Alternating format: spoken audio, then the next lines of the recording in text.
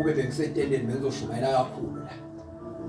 Kuthiwa uNkulunkulu ekwazi ukuyenza lento wena kusasa uzoyibona lento eprofet wa uNkulunkulu eyenzile. Lokhu kudla okula kuba sufficient for all people. Cha ngibheke kancane kwakunokudla okwaku insufficient.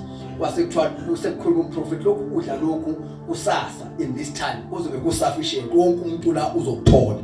Lo ongakholwa kwasekuthiwa wena uzokubona uNkulunkulu ekwenza ngamehlo kodwa wena ngeke uzuphathe ngeke usahla ngoba uphilile. Ukwana ngibhekene ngoba angifuni ukufutha. So wena lalelani you will be among people abazokubona ku unfold phambi kwakho kodwa thola wena ngeke udle izathu ezothatha ungadli ingoba uphilile ukuthi uNkulunkulu angakwenza. Lalela uzobe khona uyathi into edala ukuthi angadli ingoba uthatha isinqumo sokukhuluma kantakazi. Can I repeat again?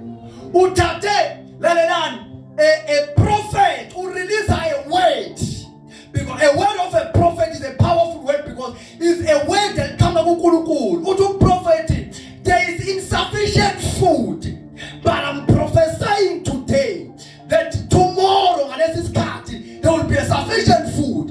Who said kodwa wena why you are not going to partake in this food? It is because when usese wakhuluma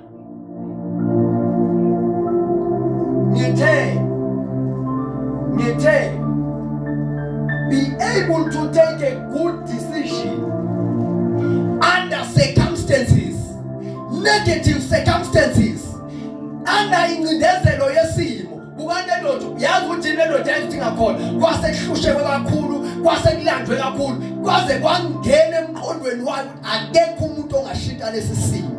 Uthe noma sekufuna umprofeti akulotho lezinto kwasekuthiwa awuzukudla.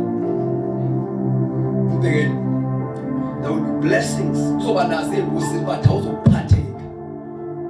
Niyazi ukuthi ubusiso ziyaba khona we okufanele ngabe siyaphatheka siyathatha but asithathe because of inqubo or because of into esikhulumile. Fanele siyathatha fanele siyaphatheka nakuphatheka khona abanye. Lalelani bazana abanye bethu siyophathikwa amazi abantu size sife. Siyophatha siyolandela abantu siba balandeli babantu abanotho size sife. Yini edala ukuthi ube njalo sesife? It is because of the mentality yethu esenze sakhuluma. Lithi iBhayibheli uNkulunkulu lithi nobody should mock God. uNkulunkulu akahlekwa, uNkulunkulu akabhuqwa. Once ekhuluma izwi lakhe lizo unfolda sithanda singathanda lizo unfolda, but people abangazophatheka in that abantu abaphilile. Don't rush to talk. Jema kanti ungasheshe ukhuluma. Tshela ukuthi ungasheshe ukhuluma. They can be isimo esizoncindezela musukusheshe ukhulume because there are people esimene esicindezela abafike bakhuluma ukufa. Bafike bakhuluma ukwehluleka. Bakhuluma ukuphela. Kanti isimo nje siyacindezela. Kodwa kushiwo sekuphelile. Wena awuzukudla. Hamba ufunde kahle lesi scripture ekhaya. Go through this.